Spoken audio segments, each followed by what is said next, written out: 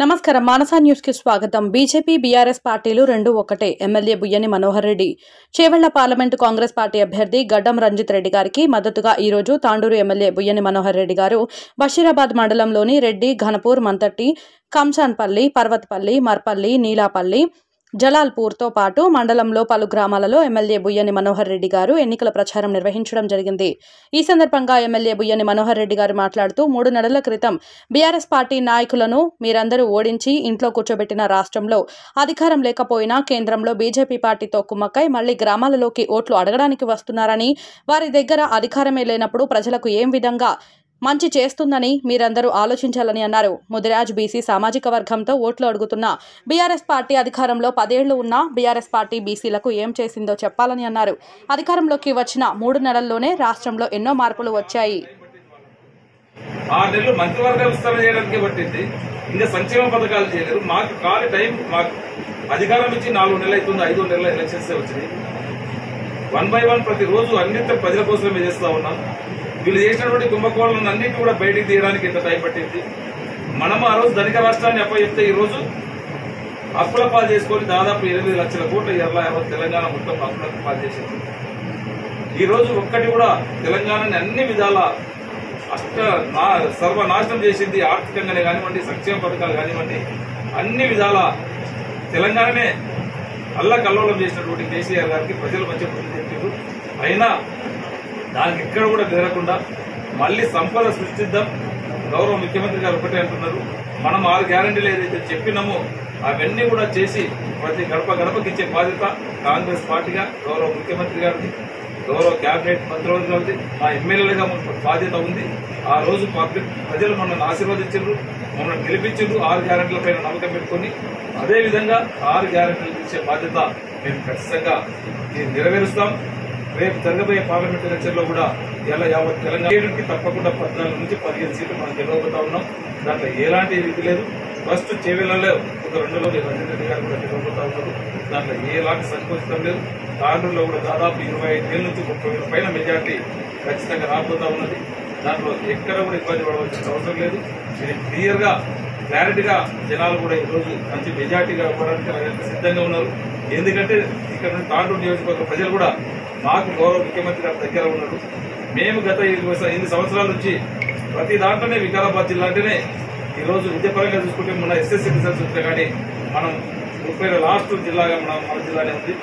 ఈ రోజు తలసరి ఆదాయం చూసుకుంటా కానీ వికారాబాద్ జిల్లానే లాస్ట్ గా మనం ఉన్నాం, వెనుకబడ్డాం. గౌరవ ముఖ్యమంత్రి గారు ఈ రోజు మన వికారాబాద్ జిల్లా వాసి కనుక ఈ ఆఖరిలో ఉన్నటువంటి జిల్లాని మొట్టమొదటిగా మనం తీసుకురావాలనుకుంటే తప్పకుండా మళ్లీ కాంగ్రెస్ పార్టీకి అధికారం ఇవ్వాల్సిన అవసరం ప్రజలకు కూడా డిసైడ్ అయిపోయారు. వాళ్ళు కూడా కంకణబద్దులు అయి ఉన్నారు. మన ముఖ్యమంత్రి గారు మన జిల్లా వాసి ఉన్నారు కనుక పెద్ద ఎత్తున తాండూరు నియోజకవర్గం ప్రజలు కూడా కాంగ్రెస్ పార్టీకి అండగా ఉండి కాంగ్రెస్ పార్టీకి రేపు రంజిత్ రెడ్డి గారికి చేతి రేపు 13 తారీఖున ఓటేసి గెలిపించడానికి సిద్ధంగా ఉన్నారు. దాంట్లో భాగంగానే రేపు గౌరవ మన ఇందిరాగాంధీ గారు మనవరాలు ప్రియాంక గాంధీ గారు ఏఐసిసి జనరల్ సెక్రటరీ గారు రేపు 10వ తారీఖు నాడు విలియమ్స్ స్కూల్ గ్రౌండ్ లో రేపు మధ్యాహ్నం 2 గంటలకు రేపు భారీ బహిరంగ సభ రాబోతా ఉన్నతను. ఇవాళ రాజ్యాంగంలో ఇప్పటికీ అనేక అంశాలు కావచ్చు, సిఆర్పిసిలు కావచ్చు, సెక్షన్స్ కావచ్చు, అనేక అమెండ్మెంట్లు వచ్చి ప్రజలను ఇబ్బంది కలిగే విధంగా బీజేపీ ప్రభుత్వం కుట్ర చేస్తుంది. మోడీ గారు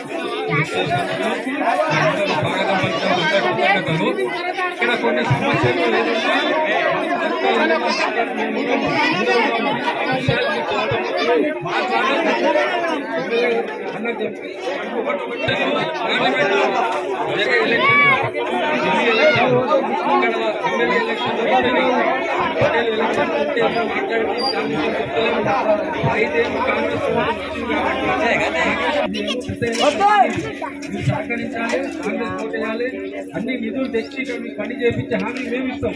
కష్టపడి ఉంటాం కాబట్టి